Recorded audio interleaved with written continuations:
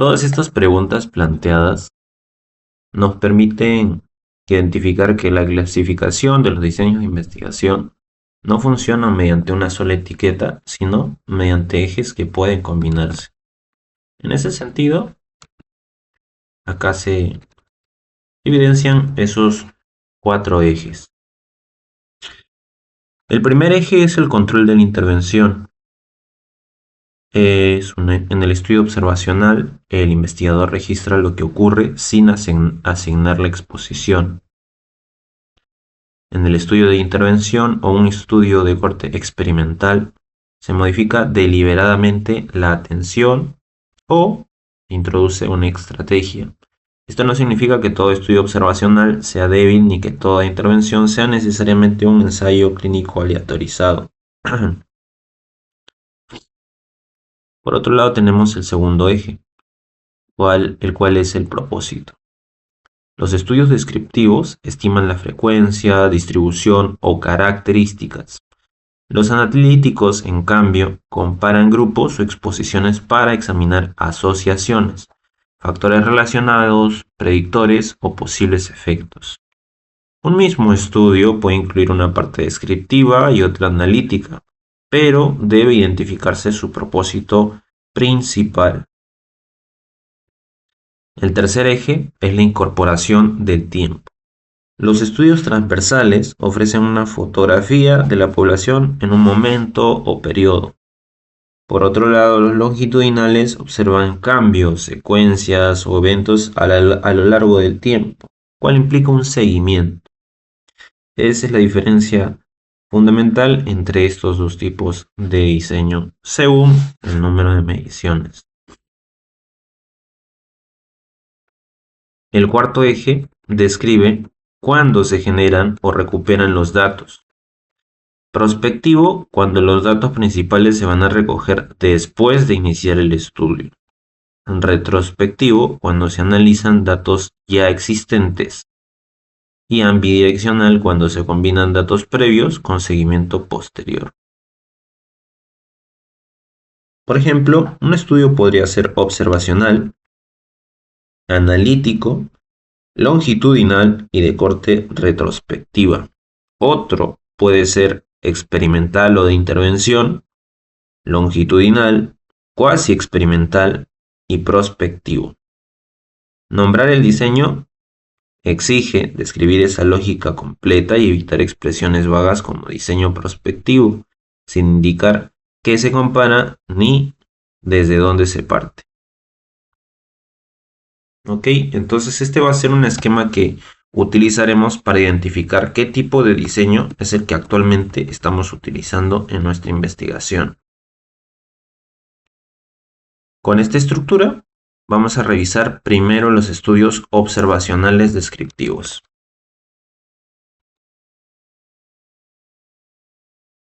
Listo.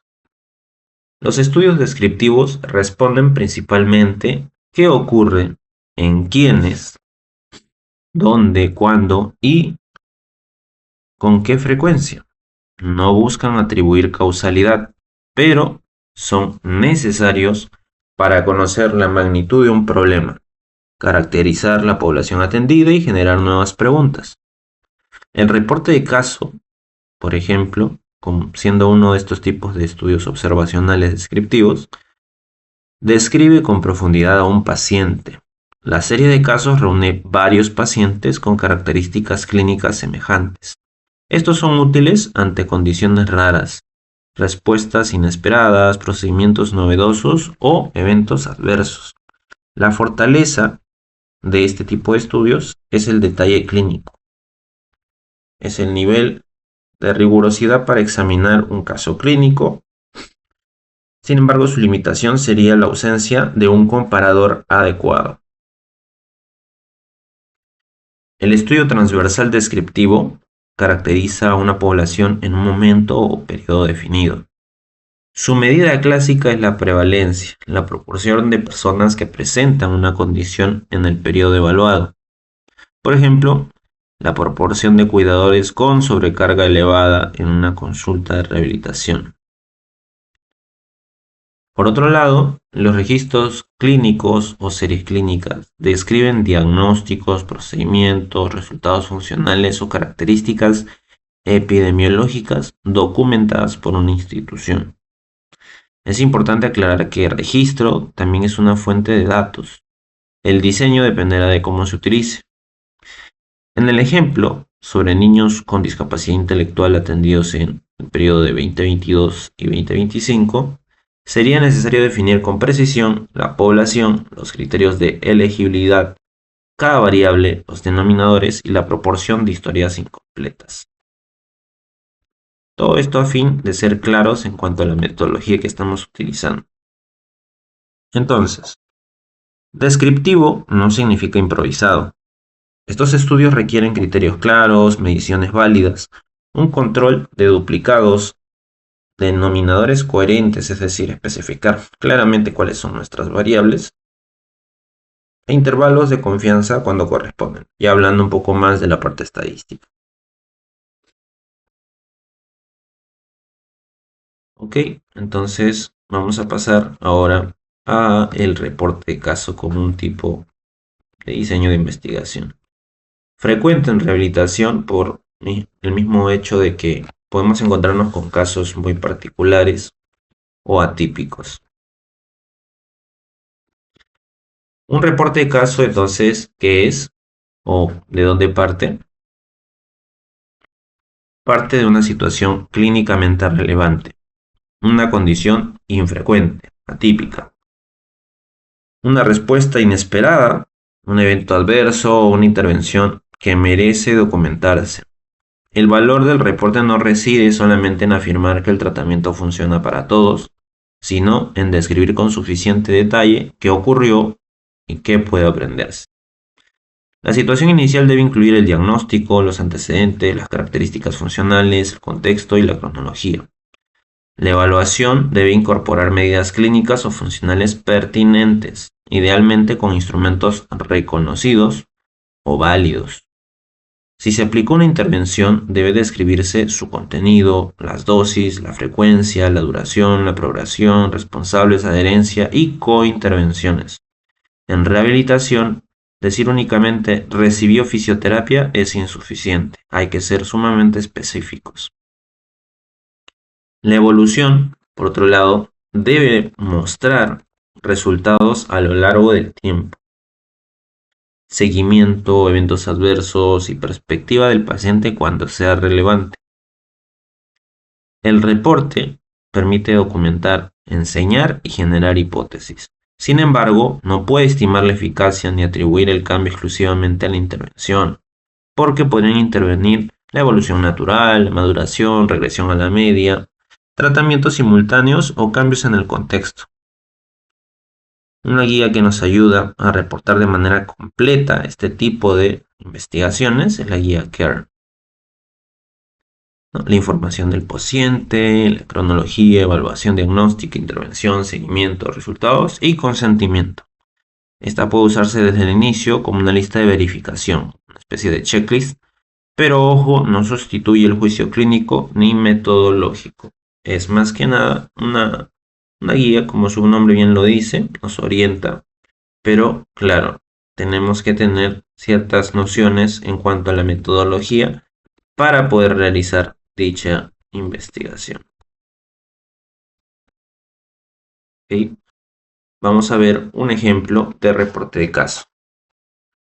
¿No? Este reporte de caso es de la recuperación de la movilidad mediante un entrenamiento robótico a un paciente con distrofia muscular de Becker y ACV. El estudio fue elaborado por Tai y colaboradores en el año 2024.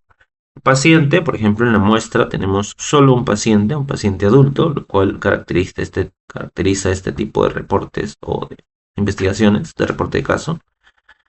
Acá tenemos las condiciones, ¿no? Que ha sufrido ACV y tiene distrofia de Becker.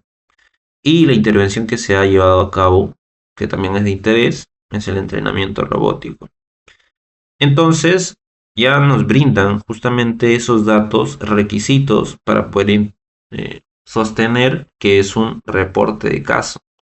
El artículo, cuando examinamos a mayor detalle, El artículo lo que hace es detallar, describir este razonamiento clínico, la intervención, las medidas que se han llevado a cabo y la evolución hasta recuperar dicha movilidad. Si nos hacemos la pregunta de por qué corresponde a este diseño, es porque inicialmente desde el título ya entendemos que es un caso poco frecuente. ¿Ok? La intervención y la evolución se describen con gran detalle, que es un punto característico de este tipo de diseños, y que no existe un grupo comparador ni asignación aleatoria. Ahora, la mejoría demostraría que este tipo de entrenamiento o recuperación de movilidad causó el cambio, es decir, este tipo de intervención novedosa es causal del cambio. En este tipo de estudios no podemos afirmar ello. Se generarían hipótesis, pero no se descartaría una evolución natural, con intervenciones ni otros factores que podrían estar influyendo. Entonces, mucho cuidado con ello. Que una intervención haya tenido efectos positivos no implica que solamente esa variable que aparentemente hemos controlado es la que está generando ese efecto. Tenemos que evaluar qué otras variables podrían estar interviniendo y afectar en ese resultado. Ok.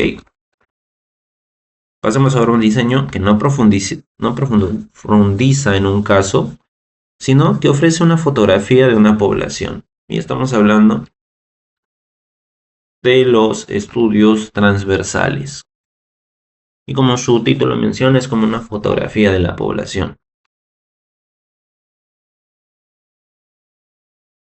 En un estudio de tipo transversal, la exposición y el resultado se miden aproximadamente en el mismo momento o dentro de un periodo definido. Se parece, como bien lo menciona, a una fotografía. Muestra cómo se encuentra la población cuando la observamos, pero no reconstruye necesariamente la secuencia completa de los acontecimientos. Este diseño responde bien a preguntas de prevalencia, distribución y asociación. Por ejemplo, ¿qué proporción de pacientes usuarios de silla de ruedas presenta dolor en el hombro? ¿Cómo se distribuye el dolor según la edad o el tiempo de uso? ¿Existe asociación entre determinadas características de la silla y el dolor? Lo principal, precaución, es la temporalidad. Si encontramos asociación entre dolor y menor actividad física, no siempre sabemos si la menor actividad precedió al dolor o si el dolor produjo una reducción de actividad. A esto se suma el riesgo de sesgo de selección, si solo participan quienes acuden a consulta, y el sesgo de información, si la medición depende del recuerdo. Entonces, conviene diferenciar, además de ello, la prevalencia de la incidencia. La prevalencia describe casos exigentes en un momento o periodo, casos existentes en un momento o periodo, y la incidencia cuantifica casos nuevos y requiere incorporar tiempo de riesgo o seguimiento. Por eso no debe afirmarse que todo estudio de incidencia es transversal. Ok, vamos a ver ahora algunos ejemplos. Este es un transversal descriptivo. Perfil epidemiológico en pacientes con secuelas de accidente cerebrovascular atendidos en un instituto de rehabilitación. Ahí vemos que se recogieron 2.780 historias clínicas, una muestra amplia, ¿no?, que caracteriza este tipo de estudios de corte epidemiológico, un rango de años amplio también, y acá vemos un porcentaje de las secuelas de dichos pacientes. Se describieron características sociodemográficas, clínicas y deficiencias. Y vemos como un 71.5% correspondió con el diagnóstico identificado. ¿Por qué sería un transversal descriptivo? Bueno, porque la información se obtuvo de registros disponibles durante un periodo de tiempo definido. El propósito principal era describir, ¿qué cosa? La frecuencia y la distribución. Y las comparaciones no convierten automáticamente el estudio en uno causal. Longitudinal porque existe registros de 7 años, esto puede generar confusión, ¿no? Pero si estamos viendo registros de varios años, entonces estamos hablando de un estudio longitudinal, el de Urcia y Kahn, en el 2023. No necesariamente. Acá el periodo de archivo no equivale a seguir a cada paciente a través del tiempo, no se está haciendo ello. Y vemos acá otro tipo de estudio transversal también, que es el analítico. Acá se busca describir y buscar asociaciones. De hecho, el estudio, el nombre, el título ya nos indica ello. Factores asociados al número de sesiones de fisioterapia después de accidentes de tránsito. Acá se ve una muestra de 683 historias clínicas. Igual se trabaja con historias clínicas, pero acá el enfoque es distinto. Vamos a asociar. Se ve 19, que es la mediana de sesiones, más o menos, de fisioterapia que llevaron a cabo con los pacientes. Y la medida que se está utilizando, que es la regresión quasi-Poisson. La cirugía se asoció con 30% más sesiones. Proceder fuera de Lima con 38% menos sesiones. ¿Por qué se corresponde a este diseño, que es un transversal analítico? Porque se está haciendo, bueno, primero las variables se analizaron en un periodo único de atención, en un solo momento. Luego que existe una variable de resultado que es el número de sesiones recibidas. Y en tercer lugar, que la regresión estima ¿qué cosa? Asociaciones. Pero la temporalidad y la confusión limitan la causalidad. Por lo tanto, no podríamos afirmar que es otro tipo de diseño de estudio, sino uno transversal analítico. Transversal, momento único, analítico, se están haciendo comparaciones o asociaciones. En este caso, asociaciones.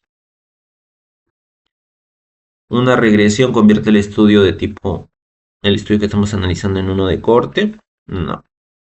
Técnica estadística no define el diseño. Lo define la selección, temporalidad y la medición.